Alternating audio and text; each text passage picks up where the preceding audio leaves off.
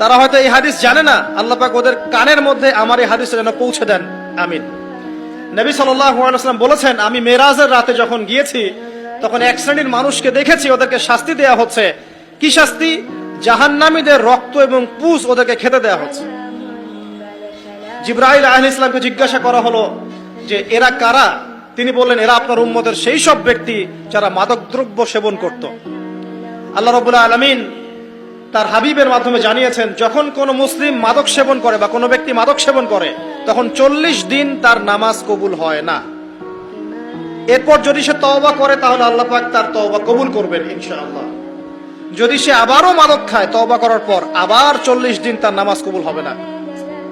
যদি সে আবার তওবা করে আল্লাহ পাক আবার তাকে মাফ করে দিবেন। যদি সে আবারও মাদক খায় আবার 40 দিন তার নামাজ কবুল হবে না। তারপর যদি আবার তওবা করে আবার আল্লাহ তাকে মাফ করে দিবেন।